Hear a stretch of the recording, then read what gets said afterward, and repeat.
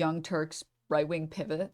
It's really sad that it feels like all of the leftists that used to associate with the Young Turks have all basically agreed that like they've been making a weird right-wing pivot, but they just keep doing it. So let's go.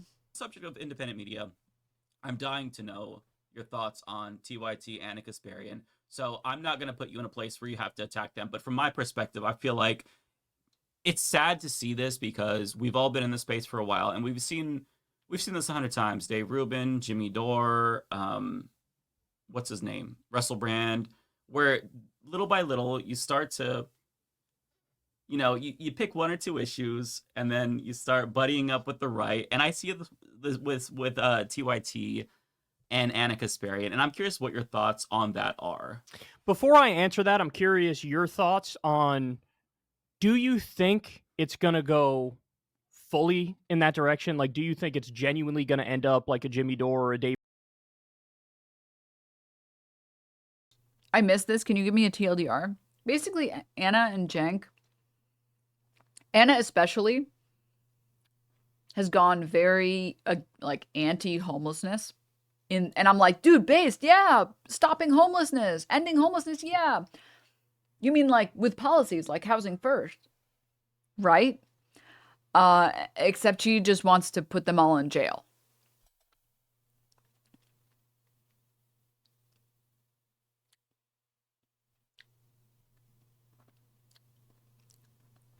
Yeah. And then after, people criticized her for that, and then people also criticized her for the birthing person meme, where she was like, I was treated with discrimination and I was humiliated. Someone called me a birthing person and it was very humiliating. And a lot of people, trans people included, were like, actually, this is just a medical term, and also you can just tell people not to say it, and also like it's really just to help designate this and this, and it's a useful term in these ways, and blah blah blah. Did you see Connor Eats Pants making fun of Cenk to Hazan when they were playing Marvel Rivals? No, I didn't see that. If you can link it, Yusarian. So yeah, you don't understand, that guy that's experiencing a mental health episode in the street wants to be homeless. They can't be helped. We have to arrest them. Yeah. Yeah. Yeah. So after that, Anna went on like quite a few right-wing shows, or like libertarian shows, or centrist or classical liberal shows, and was like, I guess you could say I'm leaving the left. I guess you could say I'm leaving the left. The left is just really mean, and I don't know, I was talking to some right-wingers and they were really nice to me. And it's really sad. Of course he's playing Venom. Look, Venom's fucking shoulders are so wide you can't even see his fucking head. Of course. Fuck am I? Who did the best right-wing pivot this year after their career fell apart? The best one? Yeah. Your uncle. No, that's true. That's not even fake. Too real, dude. That's messed up. Fuck.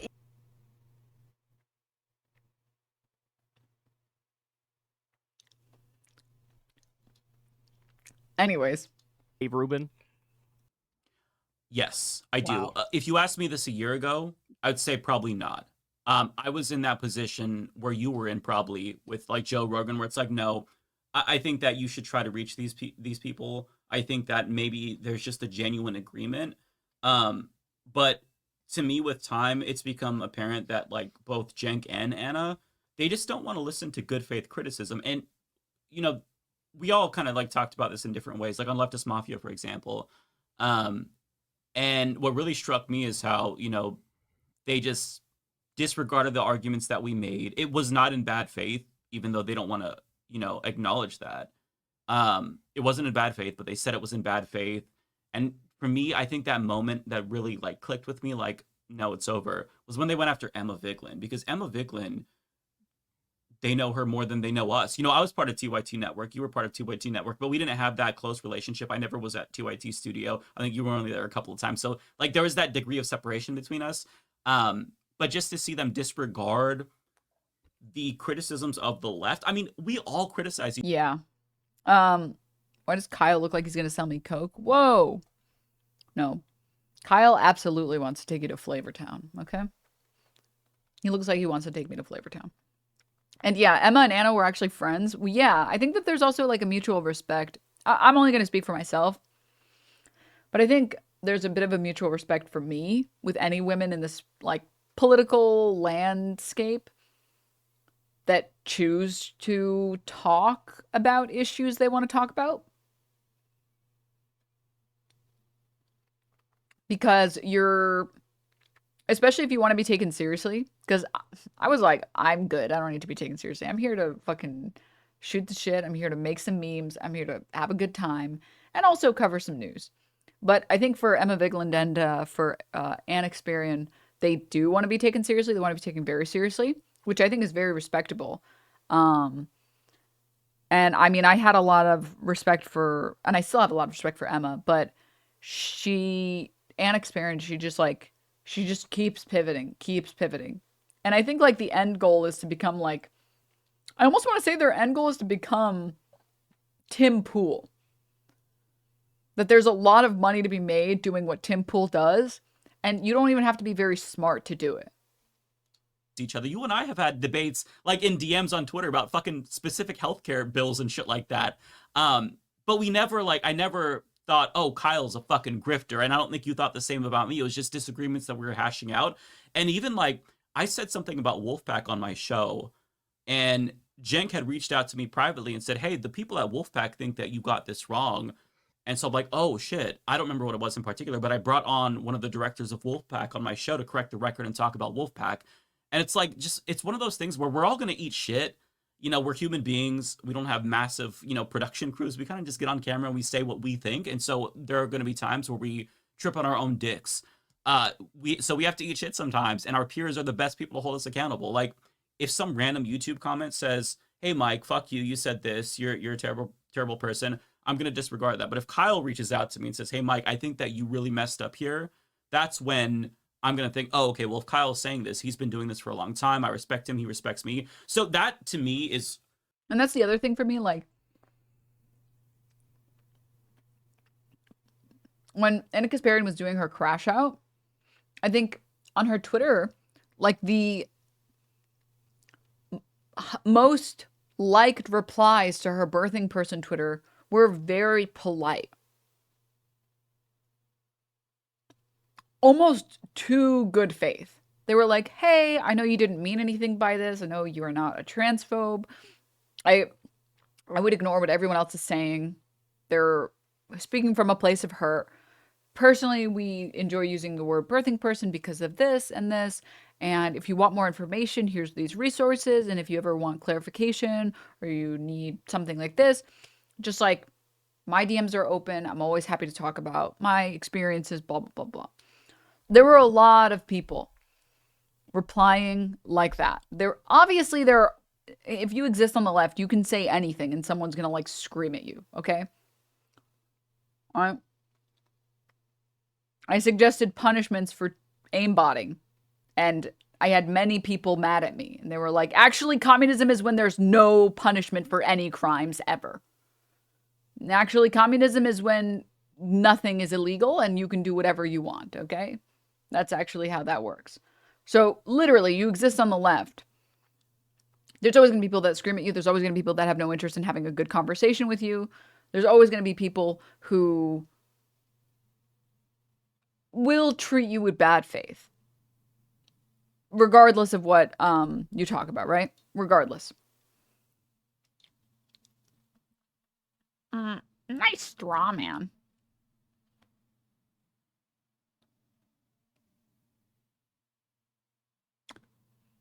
Did you download aimbots? Do you aimbot? We do aimbotting. Come on, bro. Learn to take a joke. I have to take them every single day. There are people constantly making jokes at my expense and making me look like a gullible idiot, okay? You also have to do it if you end up in this chat, okay? Goon locked? Question mark? Anyways, moving on. If you exist on the left, if you make any statements as you exist on the left, people will criticize you.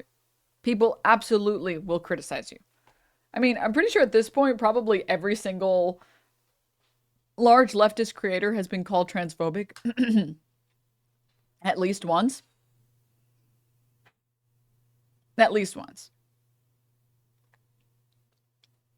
Even the most, I mean, I've even seen trans people get called transphobic. It just kind of comes with the territory that if you exist on the left, there's a little bit more purity culture that happens on the left because people want the space to be perfect. And there is like a healthy amount of purity, but like there's a healthy amount of like purity culture where you should hold people accountable. But I think sometimes the left goes wrong when people aren't perfect now.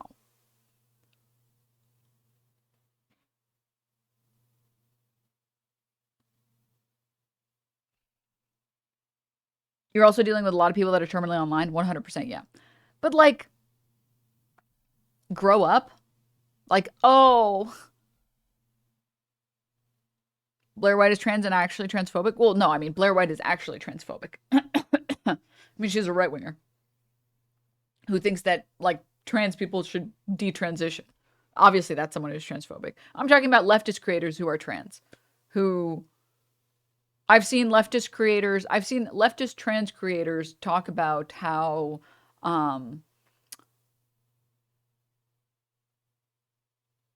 say that their personal opinion is that they don't think that it is inherently transphobic to have watching my President Jenk.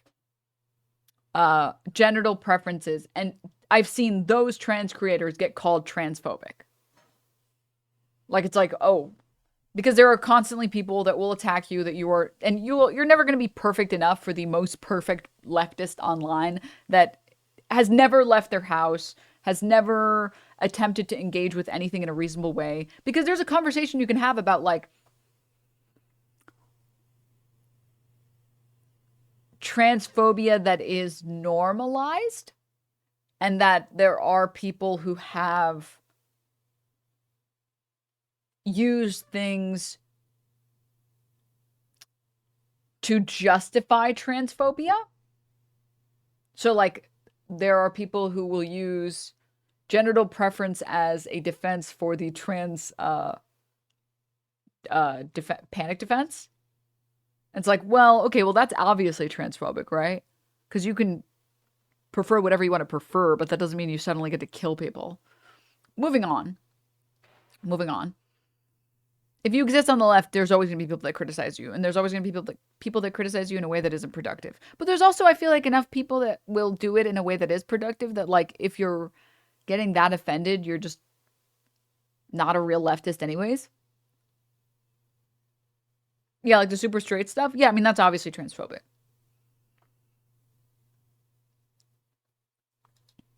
Why I think TYT might actually just be straight up gone. Because they've tuned out all of the people that were closest to them, that respected them, that they respected, and now it's just right wingers, Glenn Beck, PBD, and it's not a bad thing to go on these shows at all. You know, going on Temple and whatnot, but it's what you do when you're on these shows, right? Like you were on PBD and you criticized them, you challenged them. Yeah, the whole thing was a debate. The whole thing was a debate. The entire fucking thing was a debate. Mm-hmm.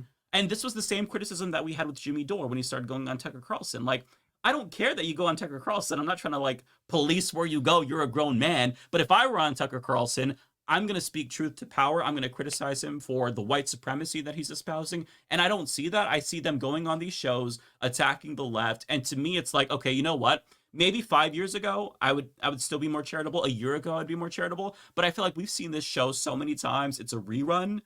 And I actually think they're less subtle. Like, I think Anna is less subtle than Dave Rubin's grift at this point in time. It's almost like they had kind of the opposite reaction as me. So, like, in 2016, it looked to me like they were fully in resistance mode, where it was like, yeah, man, we're going to fight on everything. We're going to fight tooth and nail on everything. Fuck Trump in every imaginable way. Even to the point where, you know, there were some areas where I disagree with them on like Russiagate type stuff. I was like, yeah, same. I don't agree with these particular criticisms that they're making, but it seemed like they were in full on resistance mode, and they maintained that all the way up seemingly until recently.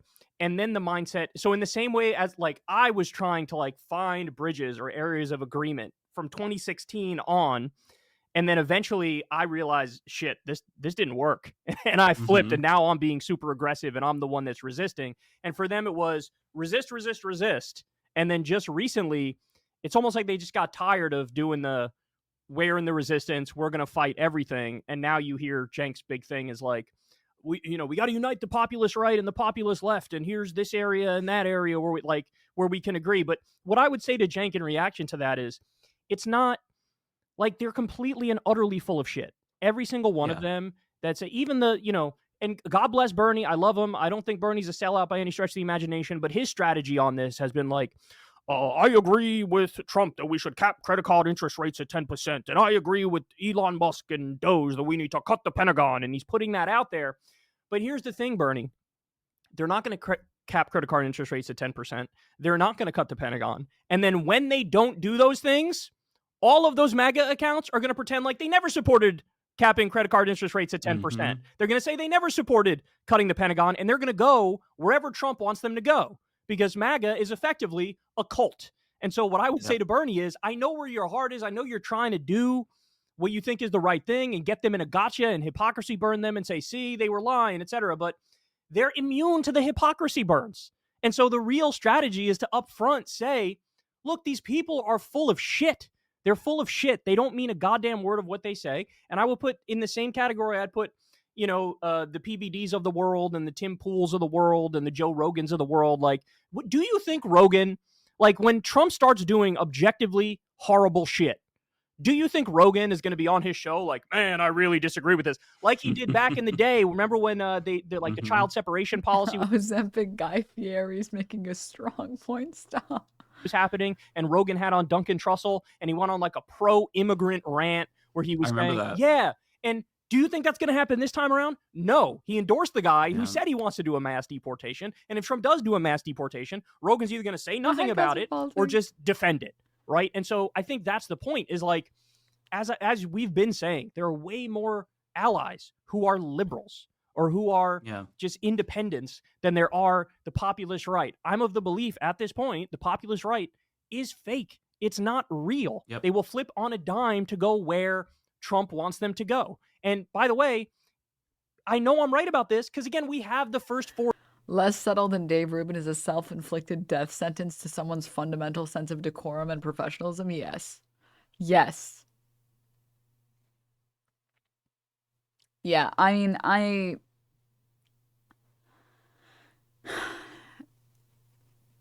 think the Young Turks, they really desperately want to get the liberal audience. I think that they see that, and I can kind of get it. I can get it a little bit. Like, I'm trying to think.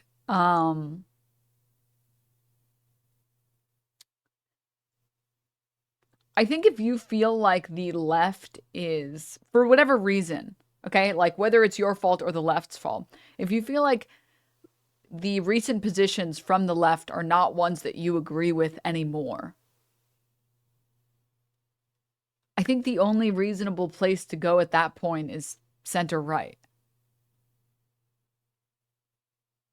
But I feel like that's not necessary. Like, I can have disagreements with people on the left, and I could be like, no, I think this is a better way to solve this problem. Or no, I think this is a better way to solve this problem. And we can disagree. The reality is there are more important issues than, like, these minuscule details, and we agree on the stuff that matters, right? I'm trying to think of, like, a good example on, like, an issue that maybe the left is pretty divided on.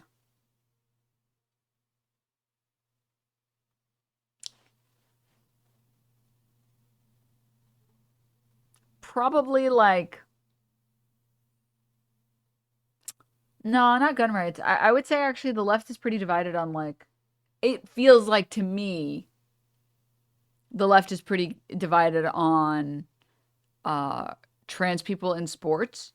Not on the internet, okay, to be very clear, all right? Not on the internet. On, like, in real life. Okay, because the internet is a different place. Where I feel like half of the people that I've met that are on the left in the real world are like, no, we shouldn't. And they don't know anything about it, but they've conceded the ground immediately because they just don't want to fight that fight. Or they have some preconceived notions about what that looks like. And then the other half, I think, are like, no, there's no data to back up a lot of these claims. And after being on hormones for enough time, you lose these advantages and blah, blah, blah, blah, blah, right? But the way I see it is that leftist is someone that agrees with me on like housing first. There's someone that agrees with me on like taxing billionaires at incredibly high rates. There's someone that agrees with me on the fact that people should have access to food and clean water regardless of their wealth, that they should have stable housing regardless of their wealth, that we should have less policing on things like shoplifting, right? Or non-violent offenses. That the fact that we even have any policing on some of these things is like disgusting, right? We agree on so many things that matter that when I run into leftists who I have disagreements with them on certain things, I don't really get up in arms because I'm like, honestly, I feel like maybe I can move you. And even if I can't, we agree on so many important things. Let's get the stuff that really matters. Like, for example, trans people just being able to get safe, affordable healthcare. Let's get that. Let's get that. We agree on that? Great. We can have this fucking sports discussion next. But we agree on that. Let's get trans people basic rights, basic humanity. And then maybe we can move towards this sports conversation. We can dip into the literature and the science on this. Okay, let's do that. Whereas it feels like there are other people on the left who, once they find any disagreements, like Anna Kasparian, they just start like crashing out, I guess. And then they recognize that there's more money to be made on Tim Pool type of shows. 4 years. I mean, already Trump has axed Lena Khan. Lena Khan was like the example of, oh, if they mean this and they're actually going to be populist, they will keep Lena Khan at the FTC. And they said, oh, J.D. Vance had said some kind words about Lena Khan. Maybe Trump will keep Lena Khan. And then we learned just last week, he's not keeping her. He's replacing Lena Khan with somebody who says, I want to stop the FTC's war on big business. So how many times do they have to fail this test before we call it for what it is? J.D. Vance pretends like he's a populist. He's not even in favor of raising the minimum wage. He dodged a question on that during the campaign. He's not even in favor of the PRO Act. He said he supports the $6,000 child tax credit, and he didn't show up for the vote on the $6,000 child tax credit, right? So it's just, I'm hoping, like I think a lot of people are, for just when something really bad happens, I'm hoping that there's some sort of an about face, right? And that TYT goes, hey, they didn't do the thing that I thought they might do, so now I'm on the warpath against them too. So I hope that that's the case. But we'll just have to see if that's the case.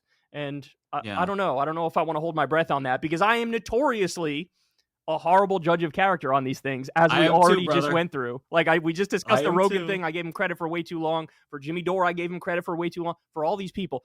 But what I would say is this: I really hope that that Cenk or Anna or both, they talk to Sam Cedar or they talk to I would love that. John Idarola and Francesca Fiorentini, because it really does.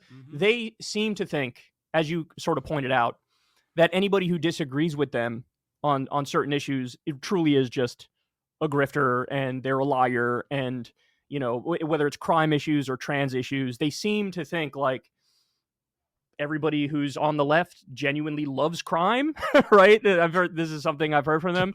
So it's like, I want them to talk to somebody who can rep that counter argument, who they respect enough to give them the space to make the argument, right? And I don't know if they'll do that. I'd be willing to have the conversation with them. That'd be great. Yeah, I mean, I would have no problem having that conversation with them. Calling Sam Cedar a grifter was insane. Yeah. Cenk literally called Sam Cedar a grifter. Yeah.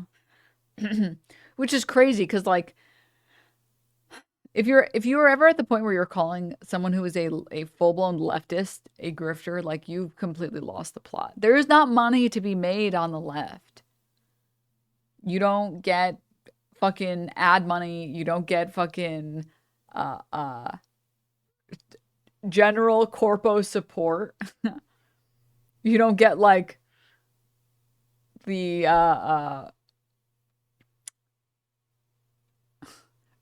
the what you actually end up getting on the left is accusations of being pro-terrorist, pro-violence, pro-stochastic terrorism, pro no one working anymore, pro-crime. That's what happens. That's actually what happens. But because the bridge is burnt for a lot of folks. Like it's burnt between, you know, myself and them. But I mean, like, at least they could speak to Francesca or John or you. Because, like, if you think that we're bad faith, that's fine. Because I've taken the gloves off. Like, I'm kind of past the whole maybe we can save them. I can fix them. I don't believe that. But for the people who are still on good terms with them, I think that the fact that he's not having that conversation, and Francesca actually just said, I was watching the Vanguard, and they're playing a clip of Francesca where she tried to have a conversation between them and John, and Cenk denied it. So the fact that they're not doing that is so frustrating to me. Well, yeah, it's this idea. Oh, this is what Cenk's been going around saying now. Like, when we disagree, let's disagree, and then let's like go have a beer after, and then where we agree, let's unite. This is like his big thing that he's going around saying now. And it's like, look, I understand that, but it gets squirrely when you say that like PBD's an honest actor or Tim Pool's an honest actor. You could have a conversation with them, but you can't have a conversation with Sam Cedar, right? Right. So, that's what is. I mean, that's so just seems, frustrating. And you know, Cenk had Hassan. Cenk and Hassan did that thing on Thanksgiving, and I don't know. It just seemed like it was sort of like hitting a brick wall a little bit, right? Like it seems like there's an impasse, and I think the point is like if all of your passion comes out and you get really like fiery and riled up, just when it's those little areas of disagreement with the left, I think that's why a lot of people are like, I don't know if I like this, because that sort of like fiery anger and passion where like you're really about it. In a moment like this, all of that anger really should be targeted at the right, who Trump just won the White House. They got the Senate, they got the House. This whole Doge thing is just literal billionaire robber barons who are going to loot the treasury and, you know, cut your grandma's Social Security and Medicare. And it's like, we really do need to be harping away on this and going after these people, because it's about to get really ugly really, really quickly.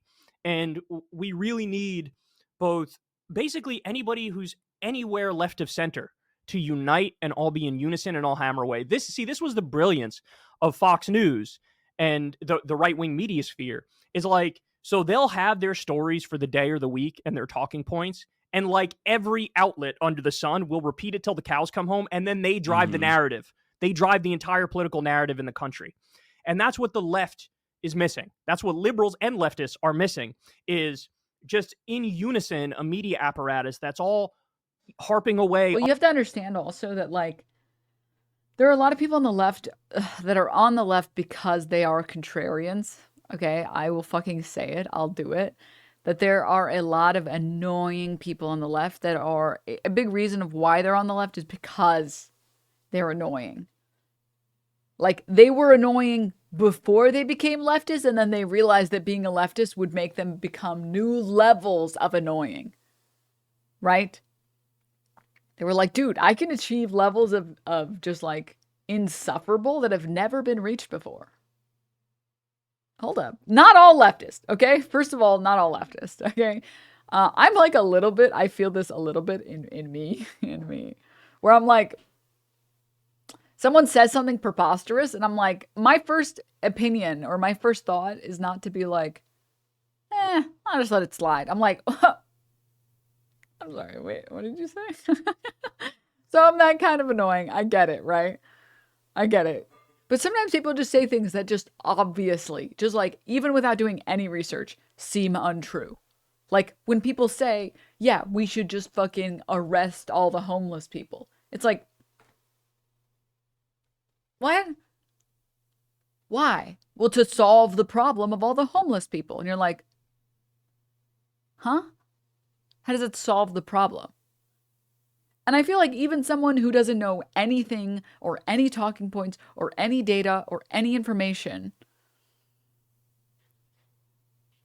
on homelessness should be able to know that doesn't even make any sense.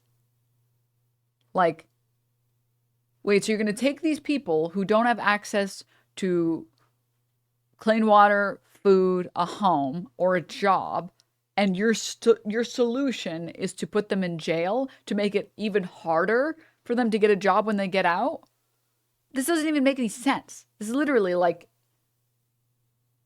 this is not a good long-term solution. This doesn't even seem like it'll work. What part of this is supposed to work? What's your solution to homelessness? I mean, the solution that has been tested in how many cities? Tens of cities. Housing first. You dedicate a sum of money to giving people who are homeless housing. A few cities, for example, have taken old motels and bought the motel out. The state buys the motel and it uses it as a way to give housing to homeless people. It's obviously free of charge. And each of the homeless people ideally gets assigned a caseworker, and the caseworker helps them, get all of their documents in order, helps them, get any care that they need, if it's for any addictions that they have or any psychiatric issues that they might have.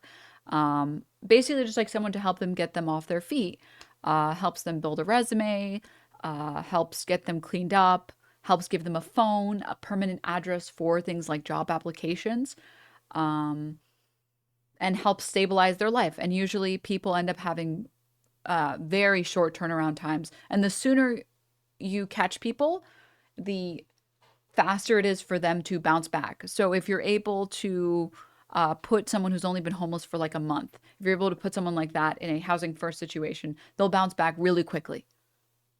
Unfortunately, the longer someone has been homeless, the harder and harder it becomes to help them, because usually it means that either their addiction has gotten worse or their mental health has gotten worse, or they've developed things like PTSD, because surprise, surprise, that's what being homeless will do to you. But even with people who've been homeless for a long time, housing first tends to work very well. That just having access to a door, a bedroom and a bathroom, food and water, just like the bare minimum food and water, electricity, a phone, and a semi-permanent address and one caseworker. It helps, and it is financially significantly better for the economy to do housing first, because all of the money that gets wasted on cop calls, that gets wasted on ambulance calls, that gets wasted on imprisoning homeless people, and the fact that these are, let's talk about it from a capitalist sense, the fact that if you are homeless, you are currently not generating any GDP for your state, because you are not being a productive member of the workforce. All of this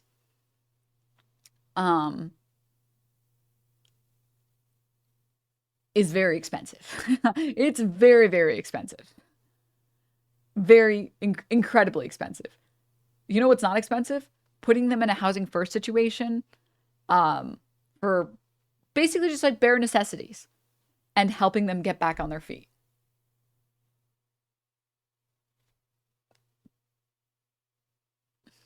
Also, to be clear, yeah, I'm not saying all homeless people are drug addicts at all. That is not. I hope no one took that as like my reading by that at all. There are some people who are drug addicts that become homeless because of their addiction, and it's hard to tell on the data because we don't have good data on how many people, how many homeless drug addicts became addicted to drugs because of the situation of being homeless. What I can tell you for a fact, really quickly, is that if I became homeless, I'm currently not addicted to any drugs. Currently, I only just have a nice glass of wine as I'm driving because it calms the nerves. You know, you guys drink and drive, you understand. I'm currently not addicted to any drugs. I can tell you for a fact, if I became homeless, I would start doing drugs. I would be like, yeah, I am this close. It's time to do meth. Okay? It's time. I'm fine. I'm going to try heroin. Obviously. Hello? Like, it's not like my society gives a fuck about me. Might as well enjoy it while I'm fucking in the shits here. Right away. Right away. Like, maybe a week max before I try meth. If not because the stress alone would need I would need something to distract me from it. Like, if I lost so much as to not have a home, drugs would be my last refuge. And I think that you are not allowed to judge people. I think you have no grounds to stand on to judge other people for becoming homeless and then becoming addicted to drugs. Unless you have been homeless. Unless you personally have been homeless and you manage to not get addicted to anything, you do not have the grounds to be like, well, maybe they should have thought about it. Maybe they should have thought about the fact that no one would help them if they did. No.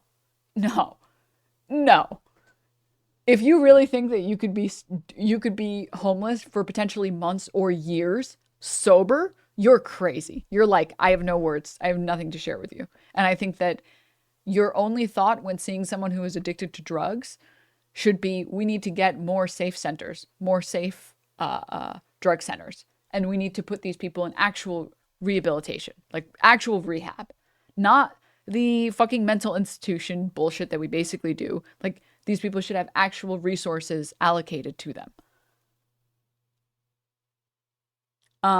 Desperation breeds desperations. Humans aren't rocks. They need some relief. Yeah. So anyways, that's just to be very clear. I think that there's a difference between saying that this is something that happens. I don't know. I forget the exact percentage of homeless people that deal with drug addictions. I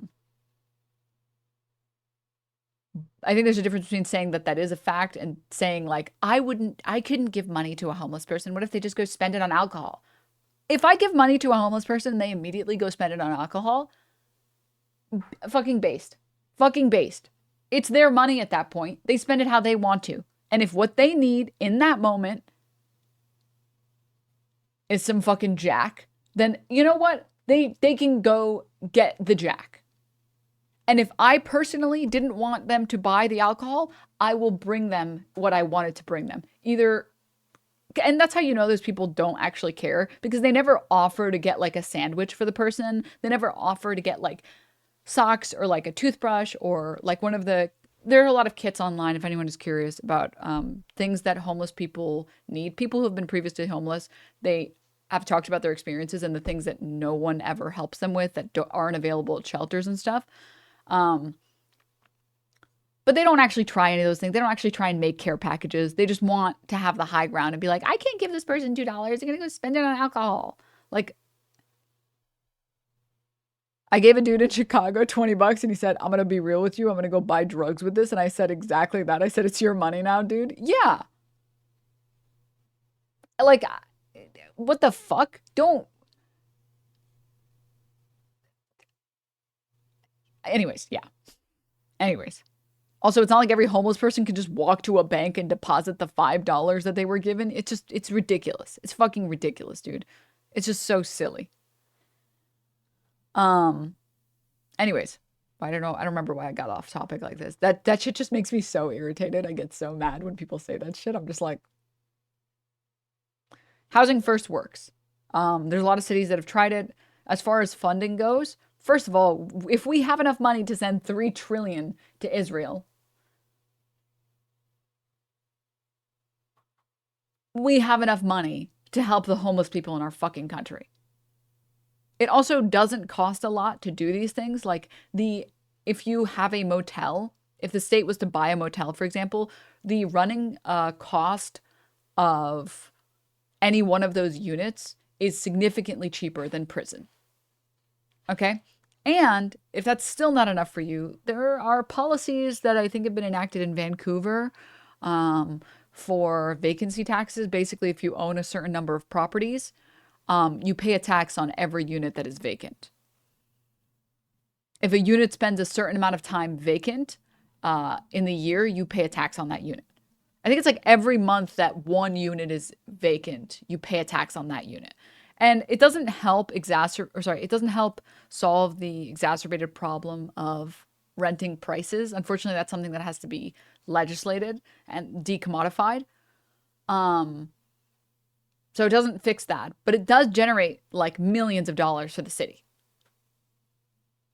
It generates a lot of revenue for the city, which that is revenue that very easily could be taken from Airbnb owners and put directly towards solving some part of the housing crisis. And by housing crisis, I mean homeless people don't have a place to sleep because rent is too expensive and houses are too expensive. So, anywho, makes me so angry. People complain about homeless people getting help, but say nothing about sending billions of dollars to Israel so they can commit Holocaust Part 2. Yeah. Invisible People's videos on Helsinki is a perfect thing to watch on if you want to understand housing first policy. Yeah. It's also just like I support policy that works. It's the reason why I don't support the Pornhub ID ban. It's not going to work. Exactly what we just watched is going to happen. It's like trying to, it's the equivalent. Okay, people feel really weird about giving their ID, so they're just not going to do it. Most people just feel so weird about that. They're not going to do it. So all you're doing is just like making people go through extra hoops, and they will do it.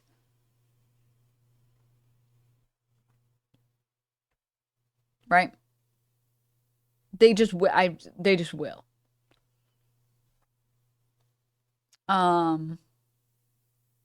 Oh, hi, Crook and Corpse.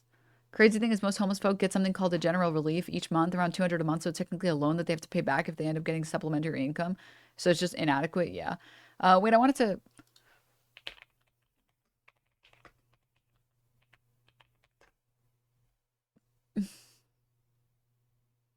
Yeah, this is the other thing. Like other countries, other cities and counties have solved the problem of people becoming homeless. It's very similar to healthcare. Other countries have been able to manage healthcare for all of their residents without any problems. There's nothing stopping us. There's nothing so unique about the United States that we can't do it. It's, oh my God, the worst is the neo-libs that are like, we can't have high-speed rail. The US is too big. Have you seen China, you fucking dipshit? You fucking shit for brains? You unlovable piece of fuck? Have you not seen China? You're so dumb. You're the dumbest motherfucker alive. It is not complicated to have a large swath of land, except instead of or in addition to the freeways that currently exist, you also have high-speed rail. And then within any of those cities, you have good transit in the city. People will take public transit if it is more convenient. It's very simple. Look at New York. I am telling you for a fact, there is a reason that there are a surprising number of rich people and politicians in New York and like CEOs and Wall Street bros in New York that take public transportation. It's faster. It is faster than taking a cab. Because in a cab, you just sit there in traffic for fucking 500 years. The subway will take you like 3 miles in like 2 minutes. Okay, a little longer because there's always one fuckhead that's like, I gotta get in the train right now. And then the announcer's like, please do not stop the train. You're causing delays. There's another train coming right after this one. Please stop. Please stop. Didn't you try to set a bounty on someone before? Whoa. You're thinking of someone else. You're thinking of somebody else. I would never try. I would succeed. Okay. All right. Just come on. I'm a winner. All right. Be real. Be fucking real for a second. Come on. Okay. This one.